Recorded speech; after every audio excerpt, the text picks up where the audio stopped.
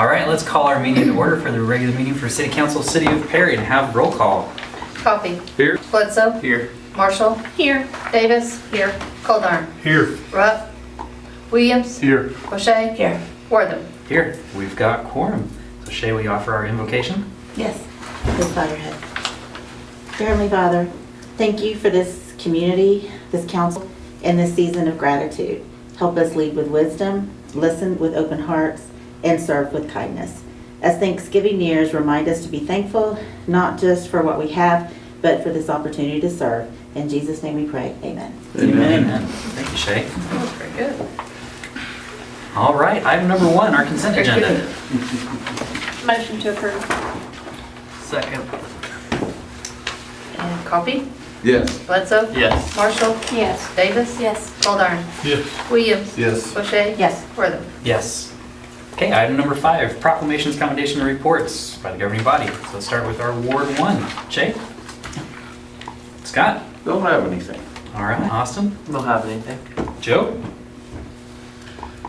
We gotta have something. Gotta have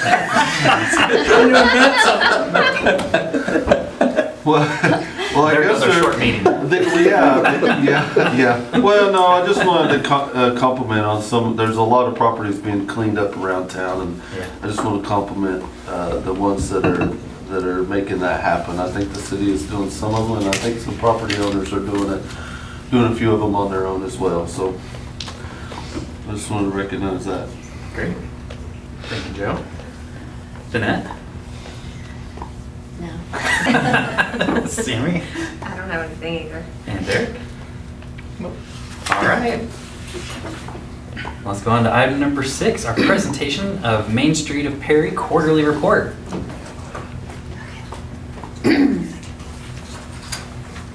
Okay. Since we're going quick, I'll just read as fast as I can. Informative, Yeah. efficient. That's right. Okay. So I would like to start off, I did not get to come in October, but this is kind of our application. I can send it around. I'm not going to read the whole Can you thing, read the but whole thing? we were in one of the top communities to apply for the program of the year, and we were awarded the program of the year, and I feel like a part of us was so shocked, but then a part of us was like, we've all worked so hard, and it was good to feel like we did the work, they showed us how to do it, and we were awarded.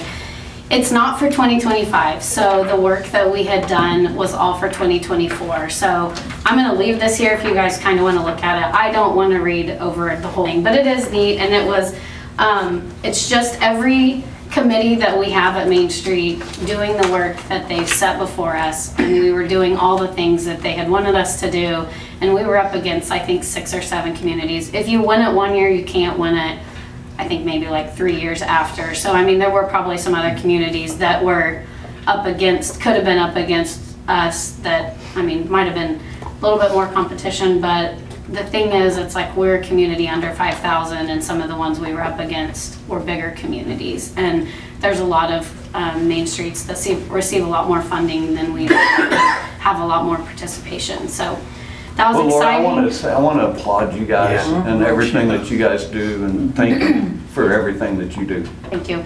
And I feel like I can stand here and say that I did all the work, but it's not one person's job. And so the Main Street, the way the Main Street works is they want to show that you can take volunteer hours and put them into your community, and can give back to your community in ways that people might not be able to financially, but also that those people can do the work when you're not having to pay staff to do the things that people in the community can do. And so a part of reporting the volunteer hours, I think, is something that they can show the impact that volunteer hours have. And so we were excited for that. That was, like I said, 2024. They won't host an awards banquet coming up in 2026 because they are hosting the National Main Street Conference in Tulsa in May, and that's taking a lot of work and taking a lot of communities to put that all on. And so with that, they said they will hold off on that again in 2026. So hopefully in 2027, it'll be moved back to May, I think, is when they normally do it. But kind of carrying on with that, the national conference will be held in Tulsa. It's a really good conference. I mean, I think if anybody from the city wanted to go, to any of the sessions. It's very discounted for anybody in the city, and there's lots of good sessions, lots of good speakers, lots of good things. And they also take us on, like you can sign up for a tour, which can like take you to different communities. And we were able to apply for that, and so we will be a mobile tour. So on one day, we will get to bring like a busload, I think of 30 people to Perry for a day, and they will be able to, like, I have to finalize everything and send it over on Wednesday, but like we will do the post office, and we will do the library, and the YMCA project will hopefully, you know, be in the middle of working, and the downtown project, and then come back, we'll ride around, then be like at 100 years. And so all those little landmarks that we will be able to do that. So that will be, I don't know the date, and I feel like I should, but I think. Once you get the date, can we do like some kind of community cleanup, like the week prior or something? Yeah. And really get ready for it? Because there will be people all over, Yeah. and they will come in on a bus, and we'll probably start at the Heritage Center and kind of do more of a walking tour, and then where they can kind of be together. But yeah, I should know the date because I have cards and they have the date on them, but I didn't write it down. And it'll just be downtown, right? Yeah, so everything will be held in downtown Tulsa, and if they sign up for this mobile tour, they pay, I think I included like $20 lunch maybe, and then I can't remember the cost, but they'll pay that to the national when they sign up. And then they'll get on a bus at 8 o'clock that morning, and they'll bus them all here, and then do the mobile tour, and then they'll bus them all back to Tulsa. Well, So it's pretty exciting.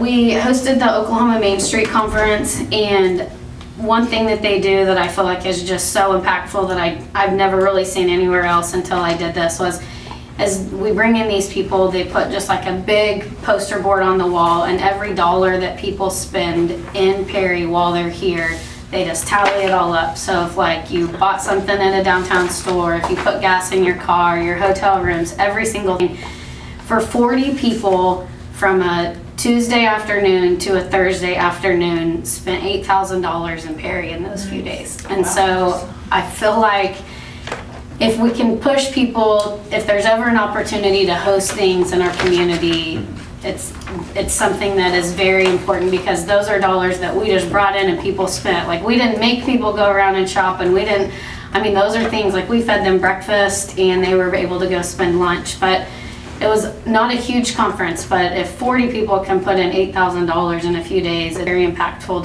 to host even just a few days or even a single day conference in our downtown. So that's something I definitely wanted to include on there. Recently, I did an interview with the Oklahoma Main Street Center that's going to showcase our incentive grant, which is our downtown permanent lighting. And as of like a few weeks ago, Ponca City and Perry, we were the only ones that have completely finished those. And so they really are encouraging more main streets to come after that money, because they have a pool of money that we can go after, but they want us to be able to grow those dollars. So right now we can only get 150, but last year not everybody used the amount that they could get. And so for us, in order to get more, they want us to show how impactful it is. So we recently did that. I don't know if it's live. I haven't seen it, but that was a few weeks ago. We have been working with the Meridian to help with their business classes. They recently offered like a side hustle class, and then they hosted one last week that was just like a startup business class. But we're really encouraging people that are interested in one of our business grants to be a part of that, so that it's successful, and they're all free. And so I was gonna hit on that. We're also a part of the Oklahoma City Community Foundation. I don't know if you guys have seen the new commercial that's out, but there should be a longer video at some point kind of touching on the impact that Ed Mary doing the Oklahoma City Community Foundation grants, how it's impacted Main Street. And so we're excited to see that. The lighting and sound are officially installed. So the sound, everybody's been asking, we're not turning Christmas music on until after Thanksgiving. I think we finally adjusted the sound we had, or the level of volume. We had some issues on different sides, some sides being louder than the other. I think we finally figured that out. And the lighting, we're still, like, he just came 2 days ago because, like, if a breaker flips or if something needs reset, the lights are going out. And so we think that everything should be on right now, and we will turn those to Christmas colors after Thanksgiving as well. So, but that's been the question, and I even asked Enid, I was like, when do you guys turn yours on? And they were like, after Thanksgiving. And I was like, okay, just making sure. So yeah, we have just kind of been like trying to work with businesses, of building owners, if they do something to their roof, let us know, because it could be more costly if they just start tearing them off. And so we have been working with that.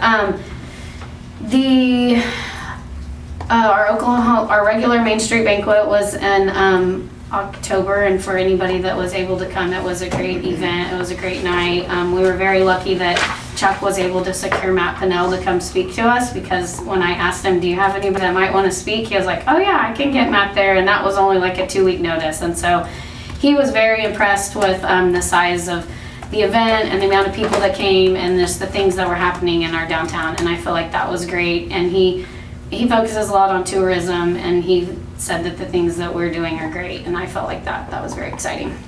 Going into a few of our events and just kind of hitting on the last few of them. Our Summerfest event ran around 800 people. Our Meet a Maroon event ran around 1,200 people. Our street dance was more well attended, I think, hosting it on a Saturday night this year instead of a Friday night, and it was still competing with, I don't know, multiple things on Saturday night, and it ran over 500 people.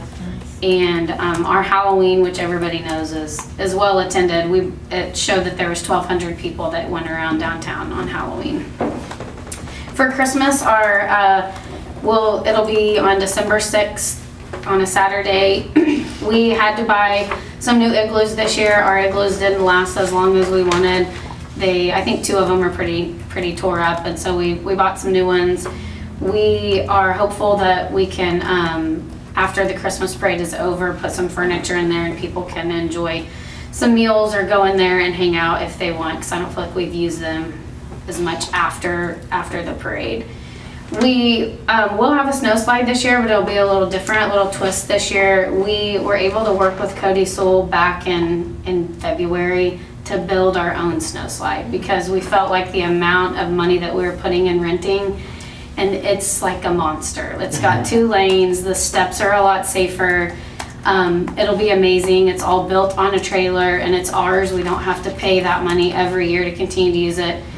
I don't know about the snow this year. It might end up just being like a slide with like some white turf and snow coming down. It might not be the full ice snow like it has been in the past, but we will get back to that. It's just, he was willing to build the slide and the machine that turns the ice into snow, but he was like, I might not get it all this year. Totally fine.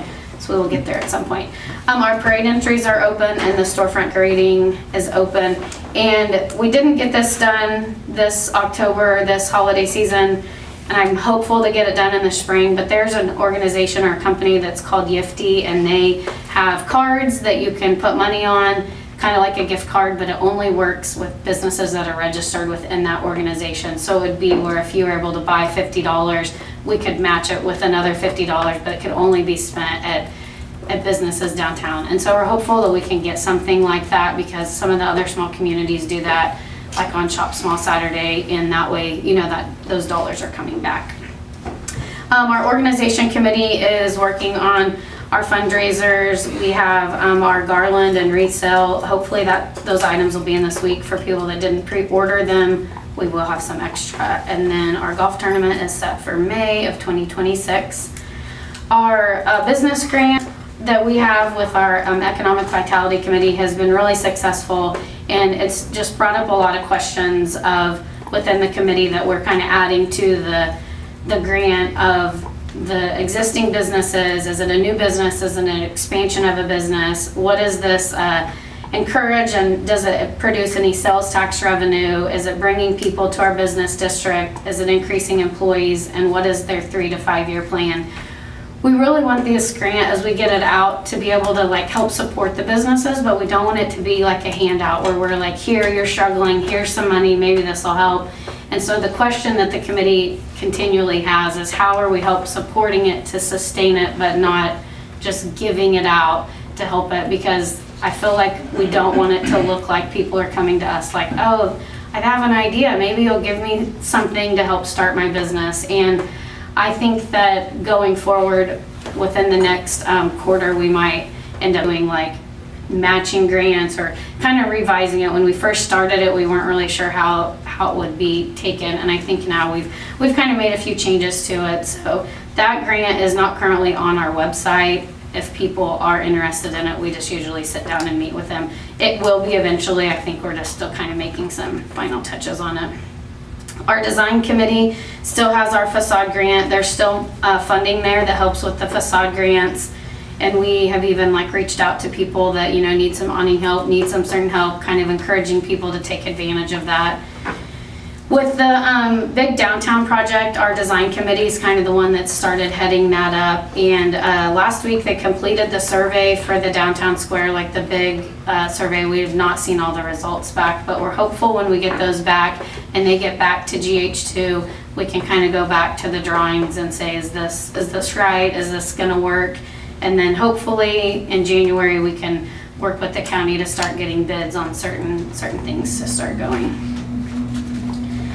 And I feel like that's all I have for the 4 committees. I was gonna print off, we do have some new board members, but I don't have everybody's names written down, and I'm not gonna go through it because I don't wanna forget somebody. So, does anybody have any questions? I don't think so. Thank you, Laura.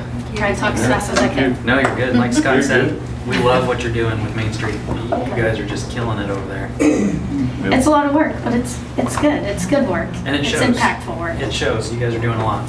It is you. definitely showing. Thank you. All right. Thank you, Laura. Okay, item number 7, city manager remarks on current projects and activities. I have a ton of stuff, and I'll try to be. I'll try to speak as fast as Laura did. So the first thing is the historic preservation meeting. We were working really hard on that. I think almost all the council was there, so I won't really comment a whole lot on that, other than to say that staff worked really hard to make that happen, and I think it went really well. Second thing, Stonehill Edition should be getting power this week. Our electric crews have been working hard to make that happen, and we're excited about that because that's been a long time coming. Streets projects are going very well. We have 4 of our 15 blocks for 2026 paved. And as long as the weather stays like it is, we're going to just keep going. So What's the next one? next one is the rest of 9th. So between, what is that, Boundary and Market. And then Homeland Alley. So, yep, those are the next 2. And that's all we planned because we figured winter would hit before we could get those done, but we'll see. If So we're not, hoping to get those 2 by year end. what? And then it was 82 today. I know, Yeah. it's just crazy. So We I could love be it. all on asphalt. I am not complaining. We'll take it. We'll just keep doing it, and we'll keep adding to the list. But those are the next 2. So trying to get those 2 years before year end Yeah. is the goal. Yep. Nice. Yep. Are we doing anything special with the Homeland Alley? I know there was some elevation issues and Yeah. Critters worked on that. There's some issues with the there's some boxes in there, utility boxes, but he thinks he knows how to handle it. So. Yep. So yeah, streets are going very well. Wanted to report. I spoke with Progress Club last week. I know something that we've been pushing as administration because it's a council mandate is communication. So it was really, really well. I probably don't report on those enough. I talked a little bit about our strategic plan. I talked a little bit about all the things that are going super well with the strategic plan, and then answered questions and really enjoyed that. And I know that a lot of council members do a lot of speaking as well. If you ever need pamphlets of the strategic plan, we have them at City Hall that you can take to those meetings. I took some and it was helpful. Can we have to finalize that? Can we finalize that? The strategic plan? We talked about having a meeting, final meeting, and getting that done. Yeah. Yeah, absolutely.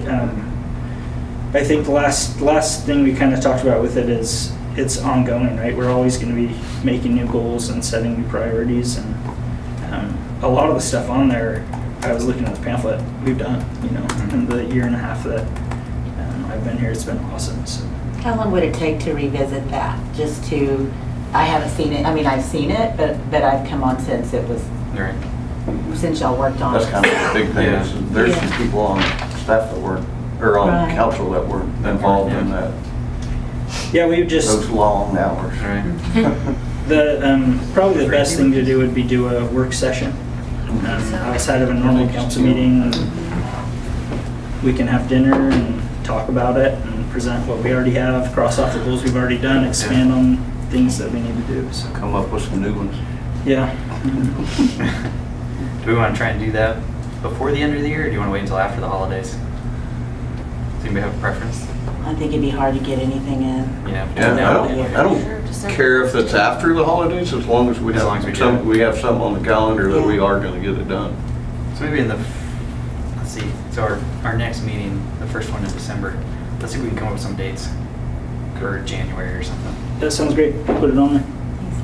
Thanks, Nate. Wanted to talk about this. I got an email from Katie with the chamber today talking about how the school is going to send 2 of their high school seniors to Job Shadow.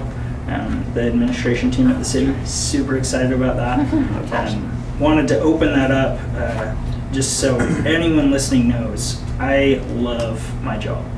I really do. I love it. And I'll talk about it all day to anybody who's interested in this career. And I will sell it to you. It's fantastic. So if you have any questions or want a job shadow or do anything with local government, come talk to me. That's how I found this career, is I job shadowed somebody. So I feel really strongly about it. Sidewalk project. The FUR project is done with the NEPA process. So we are going to walk it with ODOT next week, and we'll discuss next steps. So I'll let you know how that goes and what to expect once I've walked that. Nice. Got on a call today with the BNSF grant team. We talked about the build grant that we applied for last year.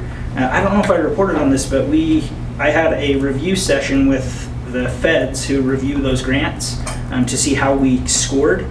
We scored very, very well. We made it through the initial phase, the second phase, and then the third phase is from that second phase they choose projects, and ours wasn't chosen. But we scored very, very well. So we're going to try to do that same grant again this year once it opens up. We know the areas of our application to kind of focus on. They said all of our application was 4s and 5s, which is 5 is the top score.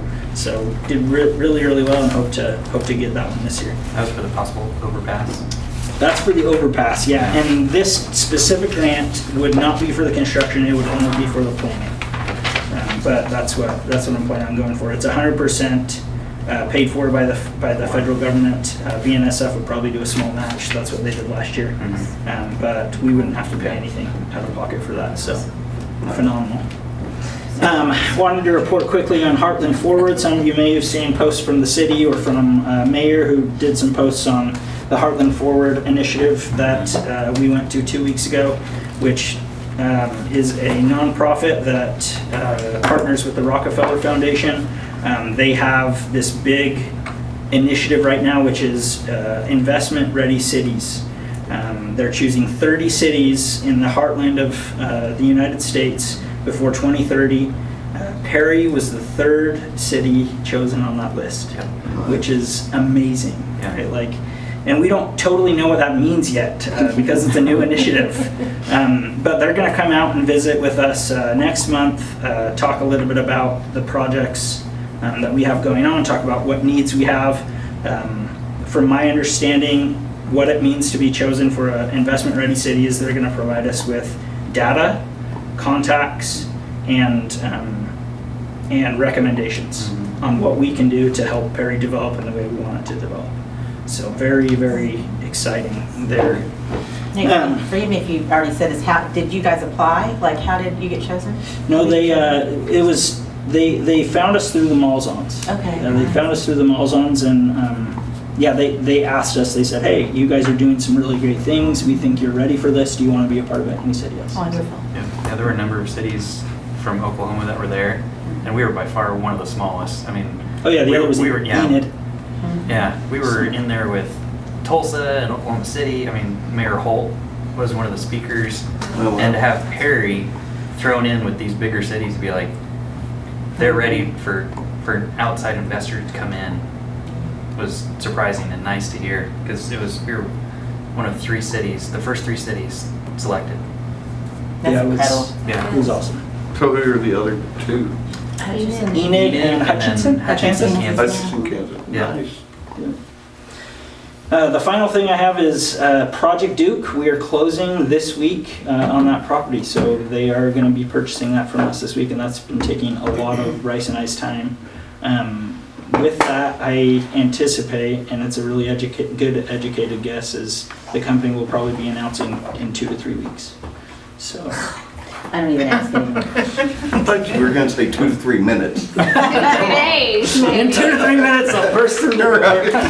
No, but we're close, and this closing on the project or the property is huge. You know, it's something we've been working for over a year towards this, and it'll be nice to have behind us, and there's lots of good things to come from that. So that's all I have, unless there's questions. What about the project where the old elementary school, where is? Yeah, great question. So that is still ongoing. They applied for a permit probably a month and a half ago. We got back to them and said, hey, in order to issue the permit, we need some more information about what you're going to do. And then we haven't heard from them since. So from what I've heard, they're working through some financial issues. I talked to Willard, who is a developer who's done the ones on Lions, who's done the ones on Coffee, who's really been the primary builder that we've gone through. And he talked about how he may end up taking that project back over. So I guess the answer to your question is we don't really know where it's at. I've followed up several times and always kind of get vague responses. So, Thank you. yeah, Thanks. All right, thank you, Nate. absolutely. Item number 8, our CFO report. Brief and informative. Brief and informative. Sounds like what I've been charged with. It's Nate took all my time. Okay, just a handful of things, and actually, I'm glad he asked for brief and informative because I have just a handful of little tidbits that I wanted to share with you. I always talk about our sales tax. You know, I mean, we're ahead of budget as far as sales tax goes, and matter of fact, this month our sales tax deposit is only going to be 2% below what we were last year same month. We have projected that was going to be closer to 10% below for this month, so that's really good. It's more money than what we had budgeted is effectively what we're really saving in that. So that's a good piece.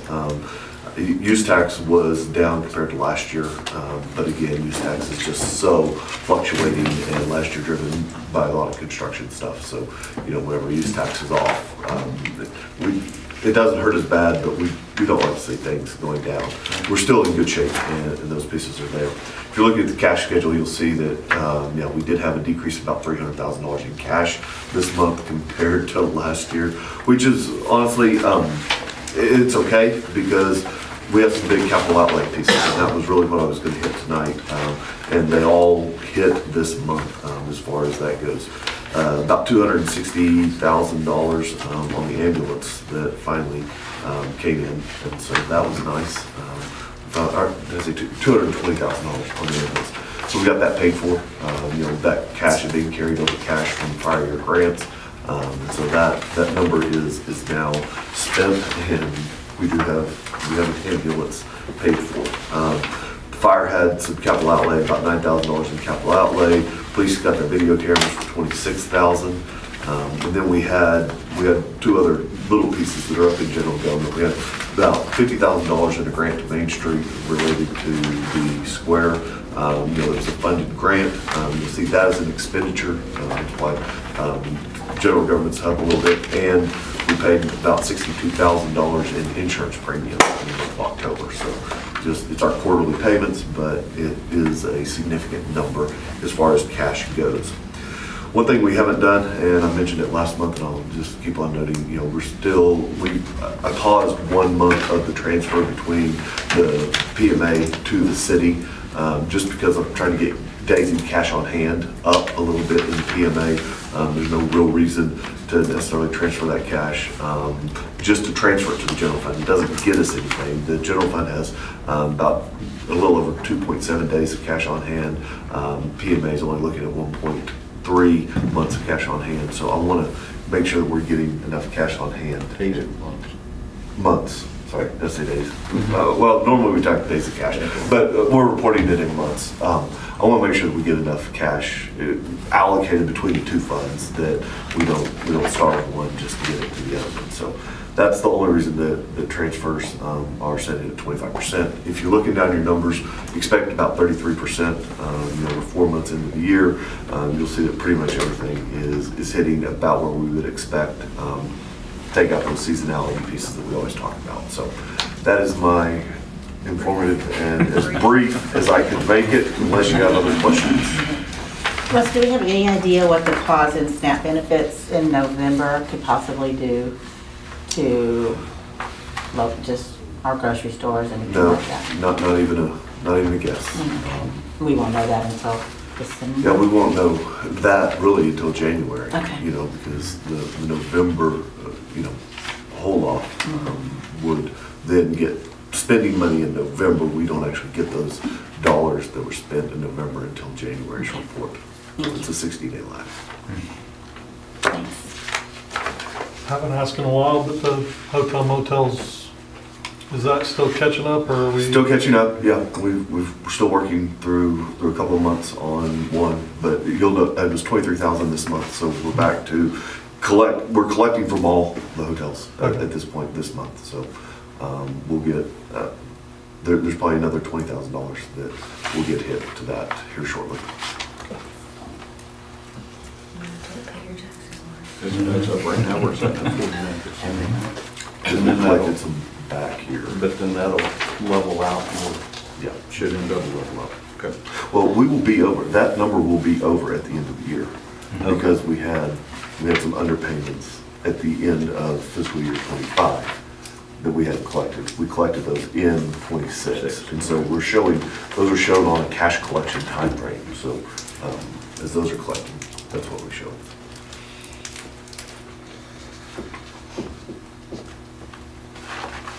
All right, any other questions for Russ? Thank you, Russ. Thank you, guys. All right, item number 9. For being Consider items brief and informative. pertaining to CDBG grant award number 19758, CDBG 25 Water System Improvements Project. So 9A, discussion and possible action to approve Park Hill CDBG administration contract with Marita Woodward in the amount of $48,000. Rita, you want to talk a little bit about this one? Yes, I do, but I talk really fast. Brief and informative is the Well, words tonight. I don't know how brief it's going to, or how, it's not, I don't know how brief, but it's going to be informative. So, congratulations on the grant. If you haven't heard or read your agenda, we applied last year, missed getting funded by 1 point.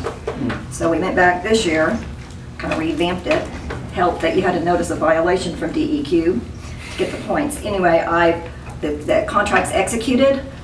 This is a copy of it. I've already sent it to Christy. I'm going to give you this hard copy also. It's for $600,000. The city's matching $600,000. The contract period is November 3rd, 2025 through November 2nd, 2027. So it's a 2-year contract. On the back of this contract there's 14 pages of terms and conditions. You'll notice on my admin contract, there's a scope of services.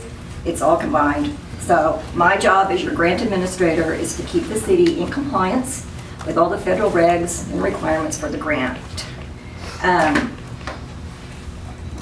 CDBG was really good to me this year. You're probably going to hear this again, Bryce. Kay County and Noble County got the majority of all of the CDBG funds. I got Blackwell, Tonkawa, Perry, Caw City, Morrison, Billings, and Orlando. They all got $600,000 grants this year, so all of the money went to these 2 counties, so we were really fortunate. One of my dilemmas right now on this grant, and I spoke with Matt this morning, is we don't have a DEQ permit yet. He promised me He would have that permit by the time I finish the environmental review. Should take me about 60 days to get that environmental review completed. And then once I get that and I have the DEQ permit, I'll submit it to the Department of Commerce. They will officially release the grant funds and we can go out for bids. So I'm hoping that we're going to be out for bid sometime in the end of January, 1st of February. There's a lot of new things going on at the Department of Commerce, a lot of new requirements, a lot of new forms that I'm going to have to send to Matt, that he's going to have to put into the bid specs, so forth and so on. But anyway, I brought a copy of the budget if you guys want to see it. It's got $600,000 going straight, the grant money will go straight to the construction cost.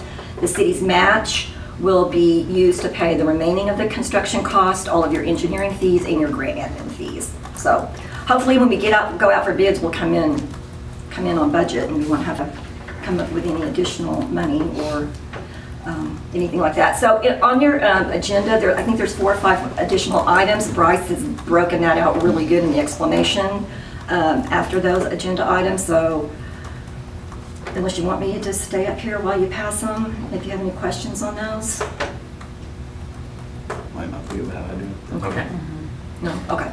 I was trying to think if there was anything else. Do you guys have any questions on the grant or anything like that?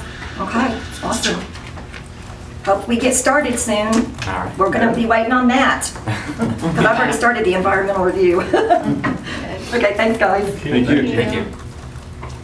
So we want to approve these as we go, or do we have to do them all individually? So do we want to go back through at the end, or do we just want to take out 9A now and then move on to B? Yes. Yeah. Okay. We have a motion to approve Park Hill CDBG. So moved. Second. Let's have roll call. And Coffee. Yes. Bledsoe. Yes. Marshall. Yes. Davis. Yes. Goldar. Yes. Williams. Yes. Bochet. Yes. Wortham. Yes. 9B, discussion and possible action to approve resolution number 2025-19, adopting section 3 plan for number 19758 CDBG 25 water system improvements project. Motion to approve. Second. Coffee. Yes. Bledsoe. Yes. Marshall. Yes. Davis. Yes. Goldar. Yes. Williams. Yes. Bochet. Yes. Wortham. Yes. 9C, discussion and possible action to approve resolution number 2025-17 regarding fair housing resolution. Motion to approve. Second. And Coffee. Yes. Bledsoe. Yes. Marshall. Yes. Davis. Yes. Goldar. Yes. Williams. Yes. Bochet. Yes. Wortham. Yes. 9D, discussion and possible action to approve 26 fair housing proclamation. Motion to approve. Second. Coffee. Yes. Bledsoe. Yes. Marshall. Yes. Davis. Yes. Goldar. Yes. Williams. Yes. Bochet. Yes. Wortham. Yes. 9E, discussion and possible action to approve anti-displacement and relocation plan for number 19758 CDBG 25 water system improvement project. Motion to approve. Second. Coffee. Yes. Bledsoe. Yes. Marshall. Yes. Davis. Yes. Goldar. Yes. Williams. Yes. Bochet. Yes. Wortham. Yes. And 9F, discussion and possible action to approve resolution number 2025-18 for number 19758 CDBG 25, authorizing the mayor and/or city manager of the city of Blackwell, because we like Jerry more than Nate. Ouch. I know, right? To approve and sign invoices related to the construction of the CDBG Water Systems Improvement Project to expedite the process of CDBG funds drawdown, with the understanding that said invoices will not be paid until the council approves the invoices in a formal meeting. So that being the manager of the city of Perry, not Yeah. city of Blackwell. Yep, that's correct. Small mistake. And I was like, well, wait a minute. So make a motion to approve with the change to the mayor and or city manager of the city of Perry. Second. And Coffee. Yes. Bledsoe. Yes. Marshall. Yes. Davis. Yes. Goldar. Yes. Williams. Yes. Bochet. Yes. Wortham. Yes. All right. Woohoo.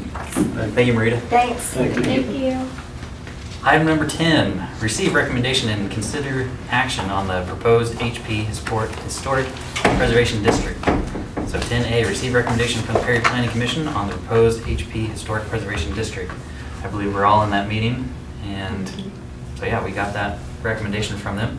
So we'll move on to item 10B, consider approval of the City Council of the City of Perry, Oklahoma, which amends Chapter 12 of the Perry Municipal Code 2022, titling Planning, Zoning, and Development by the amendment of Article 7 entitled Historic Preservation, by the addition of a new Division 8 entitled Historic Preservation Districts created, by the addition of a new Section 12-770 entitled HP Historical Preservation Zoning District created, providing for the creation and identification of Perry's first historic preservation district, providing for repealer, savings, codification, severability, and declaring an emergency.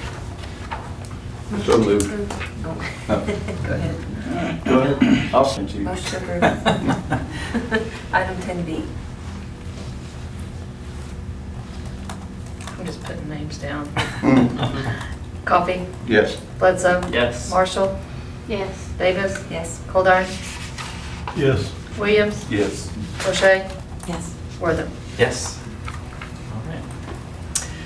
And so item 11, consider approval of the emergency clause for ordinance number 2025-22.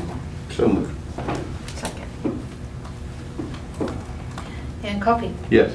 Bledsoe, Yes. Marshall, Yes. Davis. Yes. Goldar, Yes. Williams. Yes. O'Shea. Yes. Wortham. Yes. All right.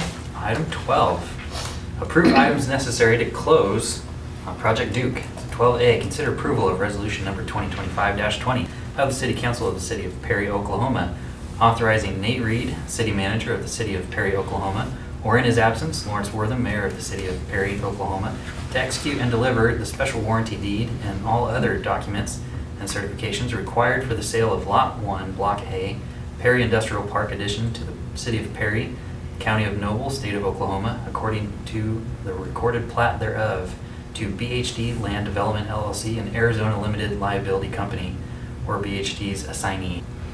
Change this one to Jerry? Change this one to Jerry as well? We prefer you kept it. The docs have been signed and sent out today already, so we overnighted them. This is something that the distribution center company, their title company asked for, so that they knew exactly who had authority to close on the property. If this resolution passes, we would ask that mayor stay after the meeting, sign it, and then we'll send it to them for Wednesday's closing. I'll stay and sign it. Awesome. Yeah. We'll all stay and sign it. Motion to approve. Second. And Coffee, Yes. Bledsoe, Yes. Marshall, Yes. Davis. Yes. Goldar, Yes. Williams, Yes. O'Shea. Yes. Wortham. Yes. 12B, approve commission agreement with CBRE Incorporated. Motion to approve. Second. Coffee, Yes. Bledsoe, Yes. Marshall, Yes. Davis. Yes. Goldar, Yes. Williams, Yes. O'Shea. Yes. Wortham. Yes. All right. Item 13, consider certain budget amendments for specific required purchases. Take required actions to authorize the purchases and amend the general fund budget if required. So 13A, E911 equipment match. Yeah, so this one actually, there's no action on the E911 side. Basically what we're doing is we're applying for new equipment. That equipment we have there is antiquated, but we're applying for a grant from the state for that. So what should happen, once we get that grant, it'll offset the expenses that we're currently using to pay for things monthly, and we shouldn't need to do any kind of change in the E911. We do have something on the backhoe purchase though. Okay. Let's go ahead and go to that then. 13B, backhoe purchase. Okay, let me give just an overview, and then Brennan's here to kind of talk in details and answer questions. So essentially our backhoe is old, having major issues. It's been in the shop for over 3 months, which is obviously problematic.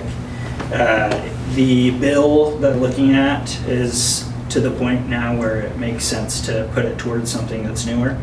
And on state bid and with a budget amendment and some extra money that we have due to the higher sales tax. Russ and I talked about how we should have those funds available, and we'd like to propose a budget amendment to make that purchase. So I'll let Vernon come up and talk a little bit about the amounts there and answer any questions.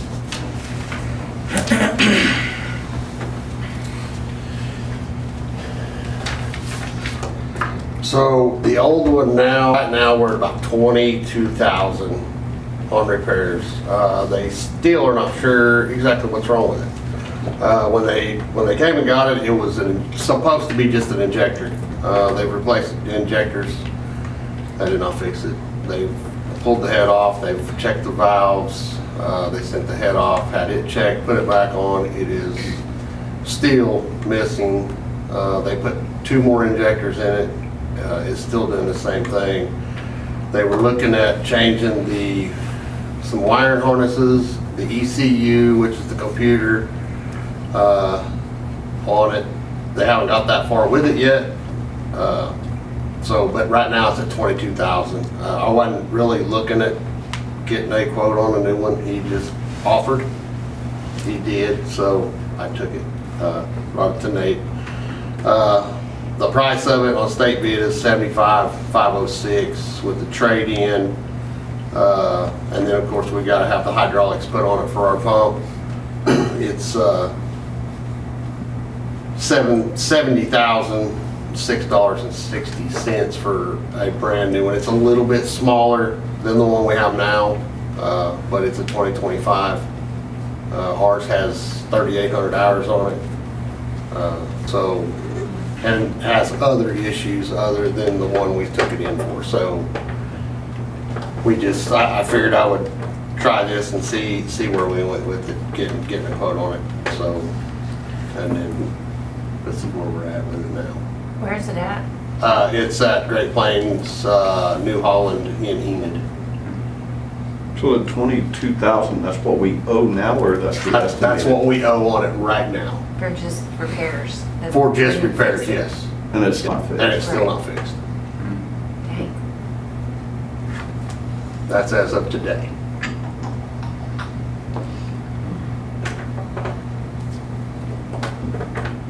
Do we just have the one? How many do we have? Wait, with the other one, so the one we have that we're using right now was our old one, which is a 97 555E. When we got the new B95 in 2012, we gave that one to the street department. They didn't use it much, so it's kind of set. When we sent ours to the shop, I had to already work on the hydraulics for the external pump. It did not work, so we had to fix that. I got that fixed. It works when it wants to. Sometimes it don't.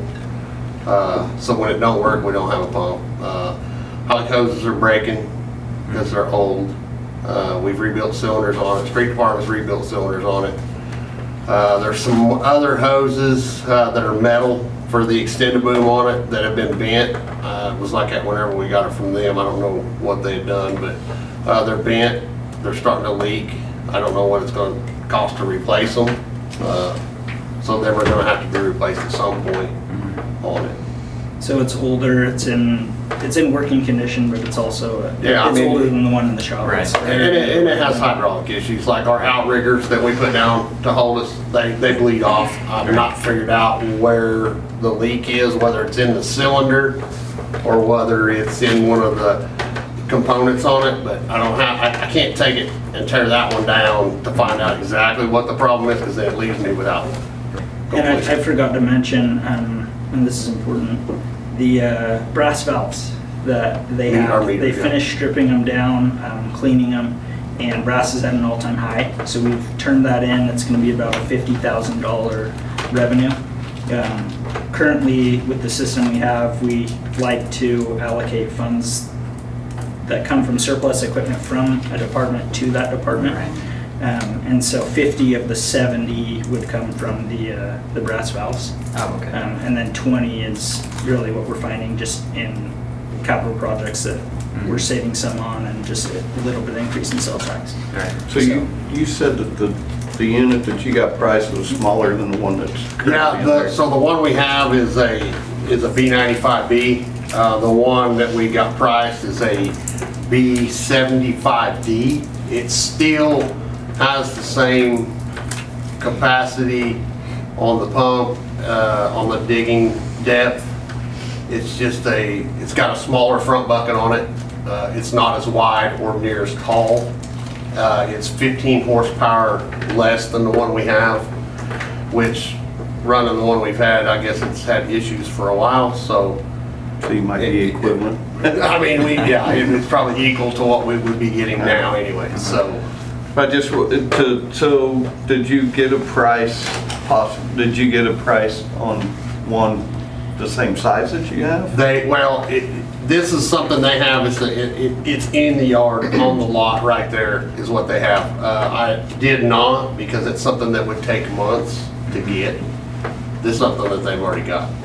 Also, lead time on this, they've got it ready. Yes, I mean, the only thing I would be looking at is the extra 4,500, which is into that 70,000 price for them to put on a solenoid with some lines coming out for the external hydraulics for a pump. Right. Which and I tried to figure out how long that would be, but he don't know exactly how long it would take them to get the parts, but it would be within a week or two. Right. And it is on state bid, Yes. so it's this price. Did we check any other brands that may have a tractor bigger, the same? No, I haven't. I mean, we can, but I haven't, no. I just, my only fear is that we buy something and then come to find out it's not I know. big enough. And we spent this time and money when we could have spent a little bit more and got what you needed. Right, yeah, well, I mean, and I can get with them and I can have them quote a bigger one and figure out what lead times would be on it. I mean, I'm sure, there's more than one. You know, they got one in Edmond and then they got one in the city, so. I guess my question is, in your opinion, do we need the bigger one?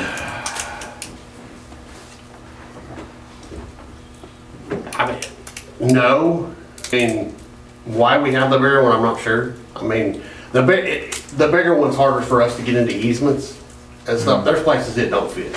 So we have to take our little trackaway in, which takes even longer, which don't have a pump. So in cases like that, The smaller one would be the more. smaller one would probably be better, like up in the Hillcrest Edition, where up there where we have to get in those easements. So when we do that, we take the track hoe up there first, we drive it up in the easement, we dig the hole, the backhoe is setting out as far away as or as close as we can get it, which ain't real close. And then we have to take out extra hydraulic hoses to get the pump up there to it. So the backhoe is setting 75 to 100 foot away because we can't get it up into the easement. This one, I think we could. The only thing that's really smaller is the front bucket. It is smaller. It's not got as big a capacity, which we don't really use that much other than to be shoving dirt in. We don't do a whole lot of hauling dirt, so. It's been additional but smaller on horsepower. Yeah, it's 50, and so the one we're using now, the 555, it is at 73 horse. The one I'm looking at is a 75 horse. The one we have is a 93, I believe, horse. Okay. How did we rack up $20,000 owing? I mean, they just kept trying to fix it and. Well, and it's still over there. I mean, they don't have it fixed. So, but we still owe that still owe? much. That's a lot of money. Yeah. So they've just been throwing parts at it. And that's what I've been trying to figure out. I mean, it's what I've they- called them, and then so they've done, they when they came and picked it up, they came here to try to fix it. And it was the injectors. Well, to do the injectors, you gotta pull the whole head down. They didn't want to do it out here in the open, so they took it to the shop.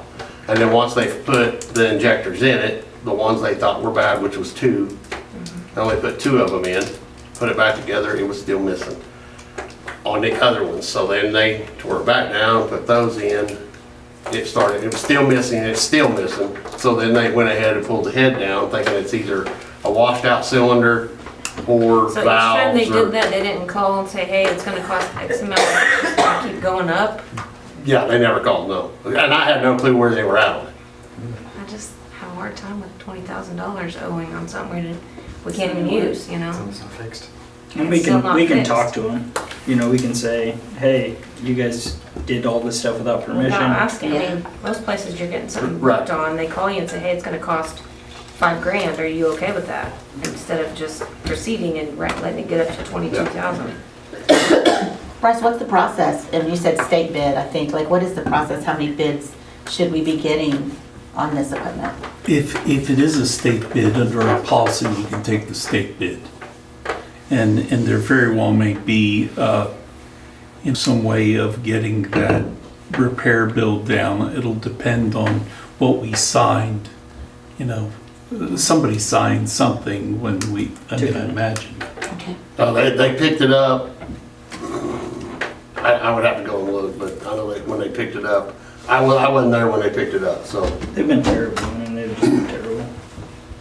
Well, I mean, you know, you can't, So is this someone that we want to you buy you equipment can't, from? Yeah, If the- Yeah, I mean, it's a good question. I think the answer to that is we'd have to look at what kind of warranties on the equipment.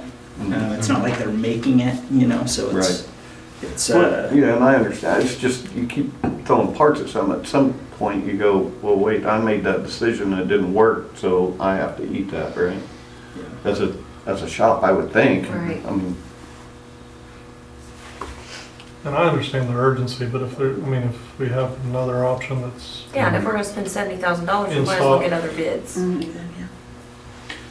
especially at a shop that, Isn't, what Well, kind of and that- $22,000 bill that hasn't fixed them? So I'm gonna have to find another place. We've dealt with Edmond and Oklahoma City both with this backhoe, and we ran into even worse issues than what we've had here. So I wouldn't wanna go back to them. right, right. So I would have to go, I don't know where. Well, there's 2 road districts in the county that deal with heavy equipment all the time. They might be a pretty good asset to tap to ask them what their recommendations are. I mean, they've gone through these situations multiple times. So, like who they use. like who they, get their I'm sure Jason would recommendations. love to tell you.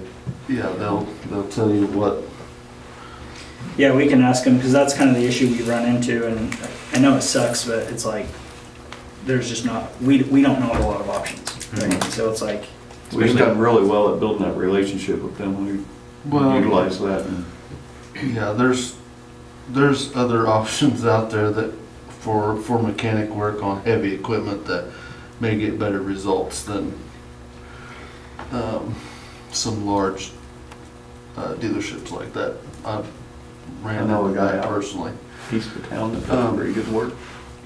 What's the advantage of having a backhoe versus just another track hoe that's a little larger or same size or? That backhoe. Then we have a 272 Traco, which is the smallest one Ditch Witch makes.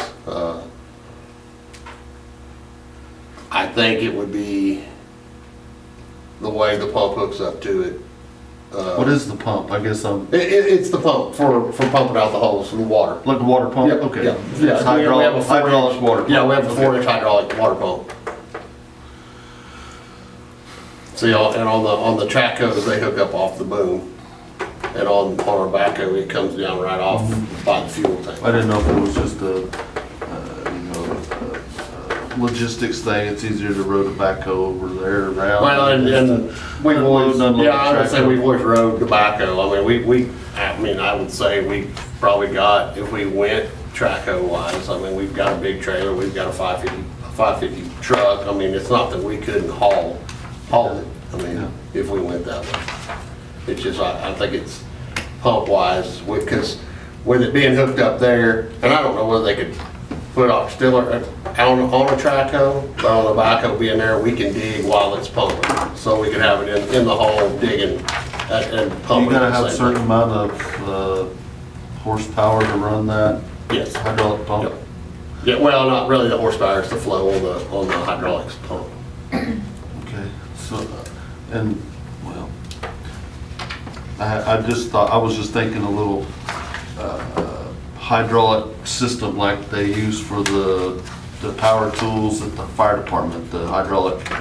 We, You know, I don't know if that has, if that helps any or not. But anyway, that's just a whole bunch. I just think, you know, we've been real good about thinking about outside the box and, well, we tried to put one together on off of a power pack from Ditch Witch, and it just didn't have the flow that we needed for it, Okay. so. thank you.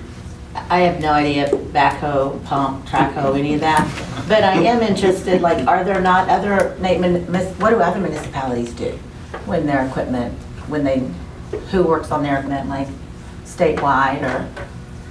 I mean, I don't know, but- It sounds like what we need to do is get a list of other people who could work on this. Like I said, we only know the two. Yeah. The other is worse than this one, and this one's obviously dismal. And then at that point, if there are a lot of other options, then maybe we fight the invoice and say we're not gonna pay it, and we're taking back our equipment, and we go elsewhere and come back with a different recommendation. I would feel more comfortable if you spoke, as Joe said, to the county and kind of get some feedback from them on what they do. I sure wouldn't want to, I know if I had a car and I took it into a dealership because it was having issues and they said you had and they gave me a huge bill and said, but we can sell you this new one, I'd be like, well, thank you, but I think I'm going to buy it somewhere else. I mean, that would be my feelings. Well, and also, I mean, I think you have a good relationship with Jerry at Blackwell, you can ask him. Yeah. I mean, we already talked about him I twice. mean, you guys have a good relationship with Jerry. He's in our He's in our agenda, we might as well use him. Yeah, I'll ask him. We'll get a feel for if there's some other options. I know you guys are probably wanting to get something done, but I would feel more comfortable if we had Just some a other lot of money. options. Yeah. We're just at the point of what we have. I mean, I'm afraid we're gonna get into something big and we're not gonna, I mean, we'll get it taken care of, but it's just gonna be a fight. Well, and we're operating off the premise that there are these two, right? And then you guys are challenging that, which I think is a good question. Yes. So let us go back and see, because if there are, then our premise is wrong and it changes the decision, right? Right. You guys may have done it, but we should probably make sure they're not putting more dollars into that. Yeah, I think they're waiting because they think we're gonna buy it. Right. They think we're gonna buy Well, it. and I told them that it was not my decision. They had to come here tonight, and I told them it was gonna be up to the decision of you guys, so that's why I told them. But they're not continuing, I guess, what he's saying, they're not continuing to work on it. Well, no, they were working on it. I was over there today, And they were working. and they were working on it. Yeah, we Bill's don't. probably Yeah, growing. I mean, that's the way it looked. I mean, well, I say they were working on it. I seen it, but I didn't see anybody actually physically working. We probably need to make a phone call. And I don't know, Vernon, if you have access to it, but I think I can't remember even the website, but I think it has stock information too for locations with Oklahoma with state bid options. That if you're looking at other brands, maybe getting a quick idea before you have to call 100 places. Yeah. That might be quicker and easier. Awesome. Thank Yeah, you. appreciate the feedback. We'll come back with something. Okay. Thanks, Vernon. Thank you. Yeah, thank you, Brandon. Appreciate you. Thank you, Nate. Thank you, Jerry. I'm gonna tell him. My council likes you better. Even the new one. I don't even know. Haven't met him yet. Item 14, authorized waiver of all plan review fees, building and community development fees for the YMCA remodel and expansion project. Yeah, so that project is approaching very quickly. We're ready to issue the permit, but as described there, we need to determine if we're gonna charge fees for that. My recommendation is that we don't, because the Y subsidizes our, they take care of our rec program. If it weren't for them, we'd have to put a lot of money into rec.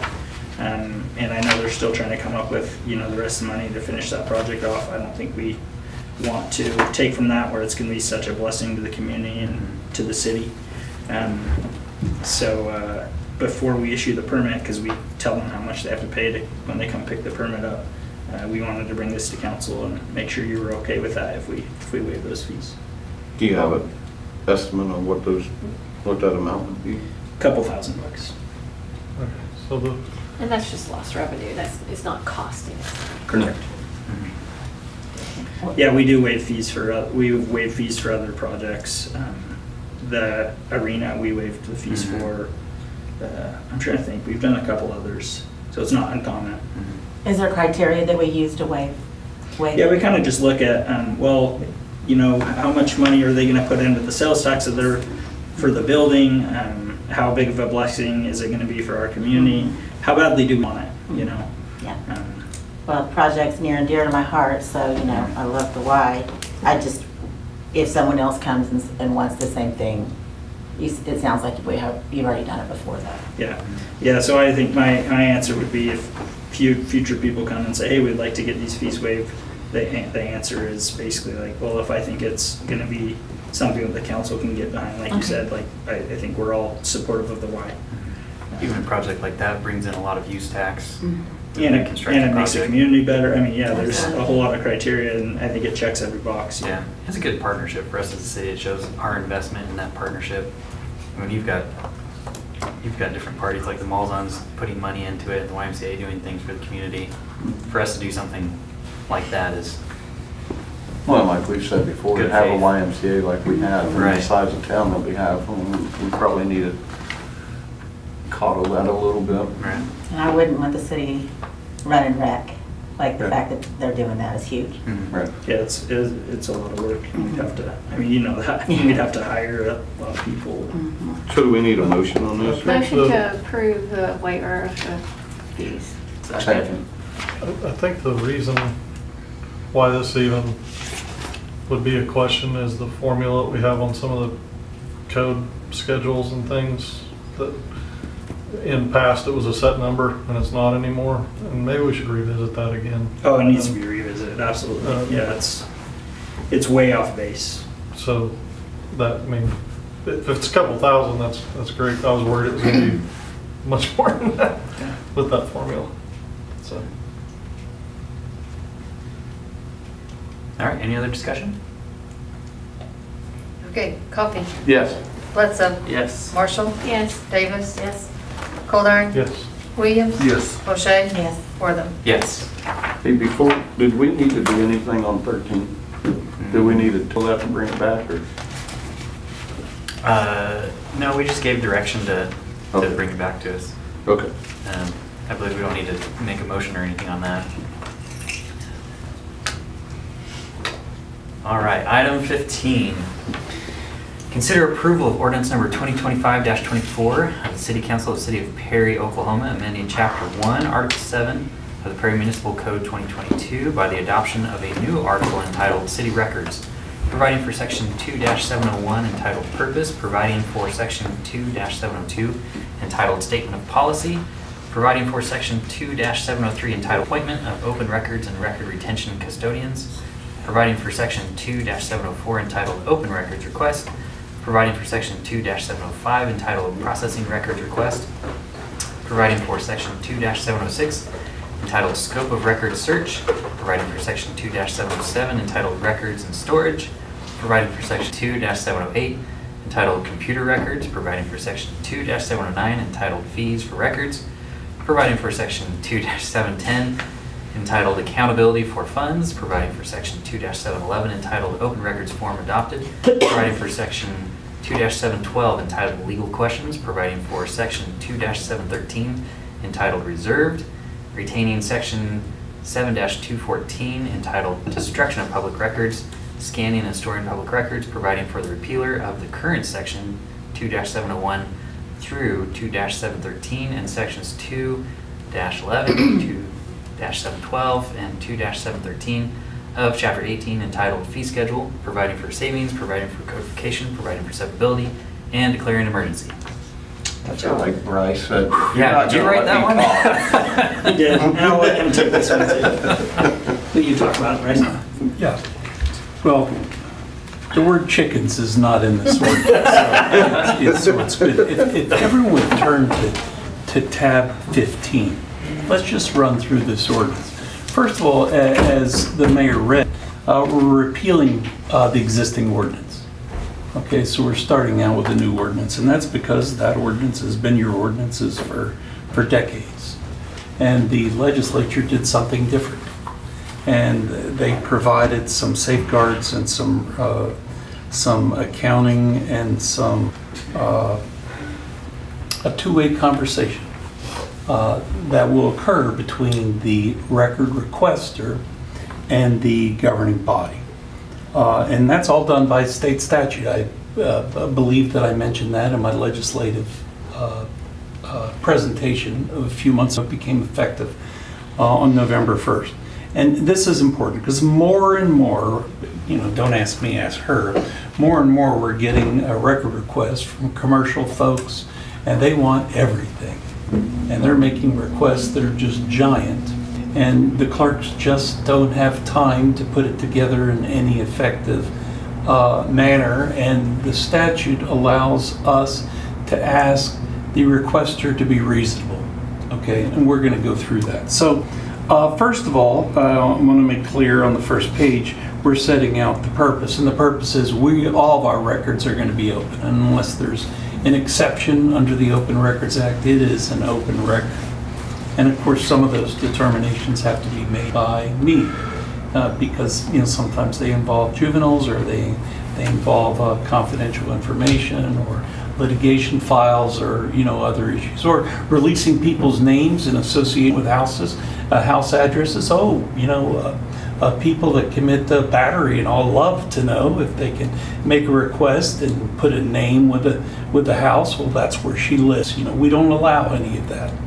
We don't allow names with addresses to ever go out, or social security numbers, or any bank information, or any of that. So a lot of it's retracted, but we are absolutely in favor of open records, and that's what you really do with both purpose section and the statement of policy. We're going to follow the Oklahoma Open Records Act and all other federal and state laws concerning open records. So in our existing ordinance, we have, the police department shall do his, the police chief shall do his, the city clerk shall do hers, the finance director should do his, the city attorney will do his, and all that. And what we provided here is just a provision that the city manager appoints the custodian in those departments. And that person is responsible. Now, truthfully, most of the records that come out come from her, the city clerk, and come from the police department. And many of them are fed through me. If there's any question about it, is there an issue or is there not an issue about releasing those? Because we want to release everything that needs to be released, but we don't want to release anything that can't be released, and there are records that can't be released. So really all we're doing by way of this section is we're putting the responsibility on your appointed CEO in charge of this to make those appointments. Here's really where one of the big changes are. Reasonable specificity. And that's all record requests must describe the record sought with reasonable specificity. That is, to a degree that the record custodian can be reasonably certain that the records produced for inspection, copying, mechanical reproduction are responsive to the request. And they need to specify a general time frame within which the requested records will have been created or transmitted. They seek identifiable records rather than general information without any qualifiers or other specifications. And they include search terms that are sufficiently specific that they do not generate an unreasonable large number of records. Now, you may say, well, that's really good writing, Bryce. Why did they write that? That's right out of the state law. Okay, that's what we can do when people give these enormous requests for records. We can ask them, you have to be more specific under that criteria. And if they don't. What is an enormous request? Like what they I'm ask? sorry, say it again. Like we got one a few weeks ago that was all active city contracts. Yeah. Right? So it's just broad. It's broad. It's very broad, and it's usually Hundreds and over hundreds of multiple hours years. it would take her. And they get it and they sell it. And they sell this information. I mean, and that's some of them. But then there's also you know, there's also other requests. We're requiring the requester to be, well, let me say this. State law is saying that we have the ability to ask the requester to define their terms. Right, Okay. I was just curious. What do you? And so that's what we do. And if they don't, then the request may be denied. Okay, that's the strength there. Now, there's a provision here for processing the request, scope of records, search. There's records in storage, there's computer records, there's FIFA records. We're going to go over those. And accountability for funds, and we've adopted an open record form, a new form that's attached to this. And if there's legal questions, you're going to come to me. Quite frankly, I have shortened your ordinance by about 6 pages. Okay, it was a lot more involved in your municipal code. But if you go to page 6, now you've got discretionary exemptions. There are certain records which, by way of the law, are presumed that they can be withheld. However, sometimes they can't be withheld. These are things that have to come. They come to Nate, and then if Nate has a question, they come to me. And these are the areas in which we want to be real careful that we're giving out the right information and not giving out too much information. This has to do with personnel records, utility records, litigation files. There's a lot of utility service provider information. They want to know information about individual residences and businesses. And if it's required, we need to. So this is kind of the form that we would go through if there were questions. Now, the next thing you go, where'd you come up with those fees? You know, because they're more than we'll charge right now. And I'm happy to tell you they came from the Attorney General's office. This is what the Attorney General charges. And I figure, if that, with one exception, if that's what the Attorney General charges, good enough for the Attorney General, the state's highest legal advisor, they're good enough for the city of Perry. There is one exception, and that is legal support or legal review is required. We put down my rate rather than their rate, which was $85. I mean, if I have to get involved, but I do have to account for it in minutes, and because I've done this for 46 years, 47 years, you know, my answers can be real quick. So that's that. And then here is the new form. And this form, I didn't invent it. It came from the Oklahoma Municipal League. And we just put our name up at the top of it. And they sent this out to all the cities, and there's no reason to redo it. We just put Perry up at the top. And this is much better than our current form. And so you've got this form that they fill out, and then there's an internal use form that we go through, where if there's things that need to be charged, we can charge them. Now understand this, under the law, let's read page 10. They're kind of under the please note. And by the way, if we pass this needs to be filed on the bulletin board at City Hall, and it needs to be filed with the county clerk. Okay, we need to file a copy over the county clerk. That's what state law says. But read this: in no case shall a search fee be charged when the list of records is in the public interest, including but not limited to release to the news media, scholars, authors, and taxpayers seeking to determine whether those entrusted with the affairs of the government are honestly, faithfully, and competently performing their duties as public servants.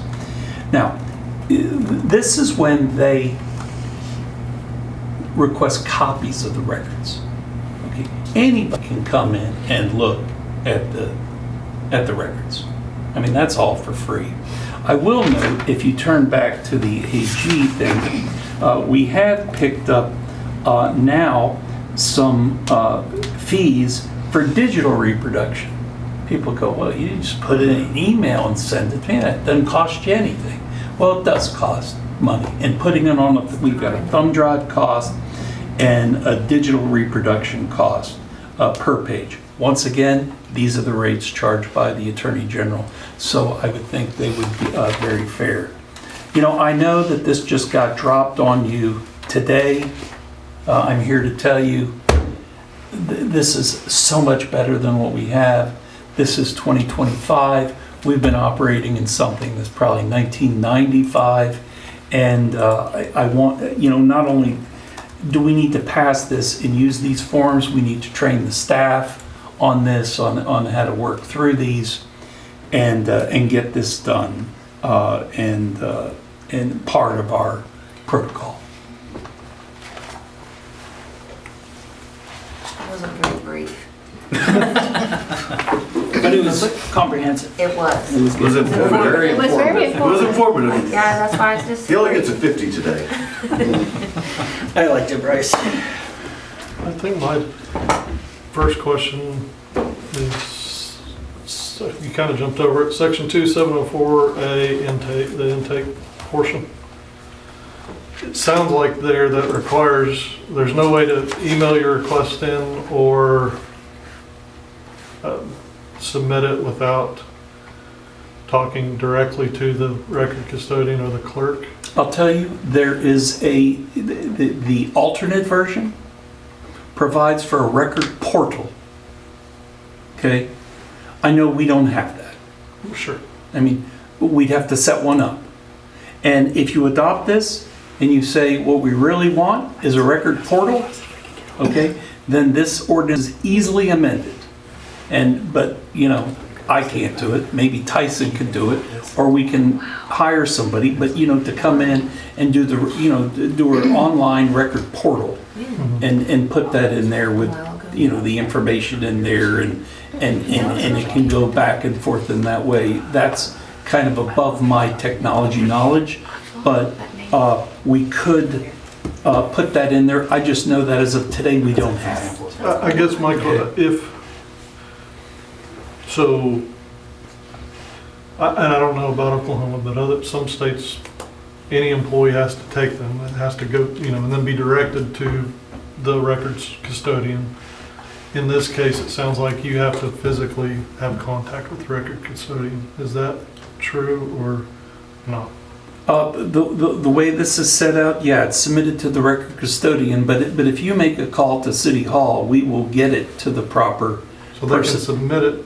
I mean, the truth is it's the city clerk or it's Connie over at the police department. But they'll reach out to me sometimes too. Yeah, they I'll can. answer an email and say, yeah, we can get this for you. Like, I know it says that, but we're lenient, you know. I understand. I just don't like gray area. Yeah, I get where you're coming from too. But that is one change that I made. I didn't put the record And I portal understand that. because I know we don't have it, but we can certainly get that set up and then very simply make an amendment. And you said training everyone. I mean, if someone, well, Christy, for example, doesn't sit at the window up front, that's who they're going to have first contact with. I would hope that if they have the form, they could submit it there. And that's not what this says. Are you wanting are you wanting a vote on this tonight? Well, it would be wonderful, yeah, it would be wonderful to get this thing implemented. Or designee, does that fix that?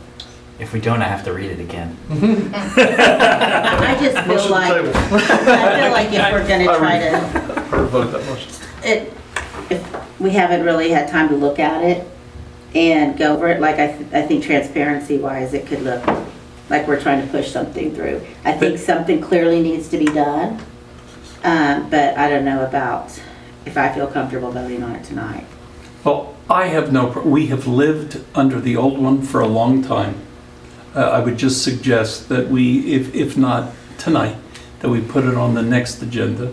We could see if we could do this portal, you know, and if that would work. I'm not pushing towards a portal. That was You just want more people to be able to fulfill a request, so it's not on one person. Usually if they come in with the forms, or if they come and ask for them, the girls up front will give them to them, or they direct them to me. understood. Usually, but that's not what this says to me. That's the only That's hang great. Yeah. And at what point will, kind of like the $22,000 bill, like if I were to come in and do something, like would I know, hey, there's gonna be legal review on this, so the cost is gonna be, $150 an hour.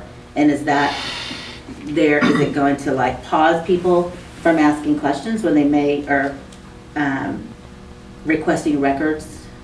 Will that amount of money do that? Yeah, so I can tell you kind of how we've handled that. From a recent example, we had somebody ask really vague stuff, and the response was, and she had a whole list of things, and I replied and said, hey, here are 5 things that you asked for that I can pull really quickly. Here's an estimate on the time and the money it would take to get the rest of those things. I would recommend changing this request to this thing. So we really are helpful, and I hope that this doesn't come across that we're not trying to be helpful, because we are. But I will say this is a problem nationwide. It's a huge problem that all cities are running into. These massive requests that are taking up staff time, and frankly, we have other stuff to do that's more important. I mean, there's no other way to say it. I will say, I think basically this helps those commercial ones, like Bryce is saying. Those people who come in, want this, that, and the other, that's never a problem. Those are not the problem. The problem winds up being the commercial ones that want 15 years worth of this and that. This is where this comes in, because those are the ones that make you go, Well, and when you see to it. that point, the state has never, ever made a change in the city's favor on this topic. So that alone should indicate how big of an issue this is, that they're finally recognizing, oh crap, we've gone too far in the transparency side of things. We need to dial this back a little bit and make it so that people can still get answers to their questions, but also protect taxpayer money in the form of time. Right. Okay. So did you have a motion? Go on with your, I just had that question, if it had to be tonight. Yeah, and it doesn't. We can totally bring it back. It's no problem. Make a motion to table until next session. Second. There you go. Let's have roll call. I'm still getting there. And Coffee, Yes. maybe. Okay, Bledsoe. Yes. Marshall. Yes. Davis. Yes. Goldar. yes. Williams. Yes. O'Shea. Yes. Wortham. Yes. I'll be Thanks, ready to Vernon. read all that next time. Practice up. I know. Maybe I'll have it memorized for sure. You got 2 bottles of wine. All right, so item 16, we will forego that one. And item 17, consider approval of memorandum of agreement with the County Commissioners of Noble County and the Main Street of Perry Incorporated with respect to proposed construction project for the square. Yeah, so this, and we've talked a lot about that construction project on the square. County just needs an MOU that basically indicates our responsibilities versus their responsibilities with these updates. Bryce has read it, I've read it, I read an earlier draft, and we don't have any concerns.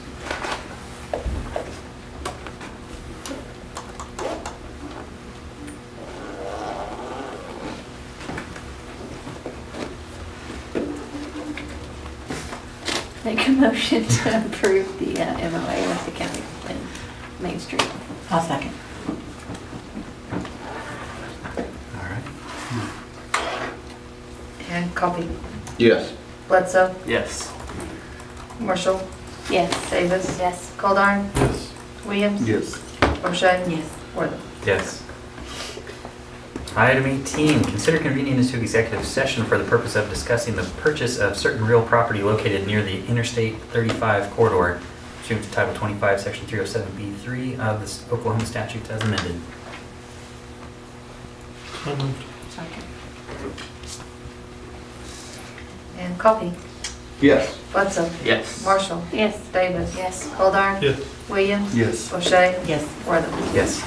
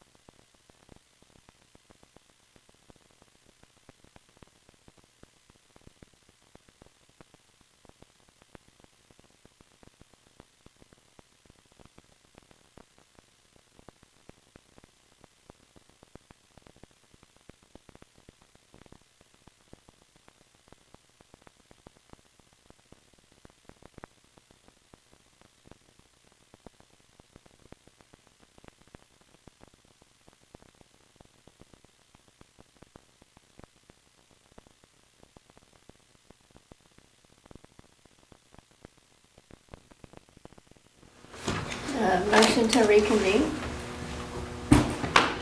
Second. Waiting on Oscar. Yeah, I know. Just because the man always does it. Okay, Coffee, Yes. Bledsoe. Yes. Marshall, Yes. Davis. Yes. Goldar. Yes. Williams. Yes. O'Shea. Yes. Wortham. Yes. You know how long we'd sit here if we didn't have Danette? I have missed, and y'all did just fine. I just always wait. All right, we don't have any actions to take, so is there any new business? If not, we will adjourn. Here. There you go. Okay, I'm ready. Here. Derek's here. Derek's here. All right, let's call our meeting to order for PMA. Have roll call. And Coffee, Here. Bledsoe. Here. Marshall, Here. Davis. Present. Goldar. Here. Rupp. Here. Williams. How are you? O'Shea. Here. Wortham. Here. Stressful. All right, Andy snuck in. First name is present. we've got Warren. Shay, you want some prayer? No. Item one, consent agenda. Motion to approve? Second. And Coffee, Yes. Bledsoe. Yes. Marshall, Yes. Davis. Yes. Goldar. Yes. Williams. Yes. O'Shea. Yes. Wortham. Yes. Item 5, adjourned.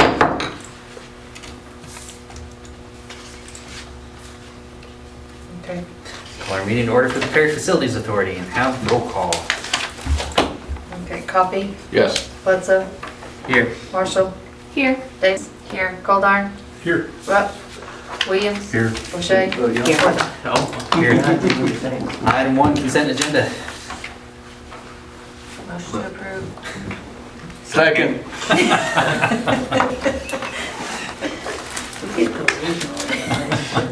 Coffee, Yes. Bledsoe. Yes. Marshall, Yes. Davis. Aye.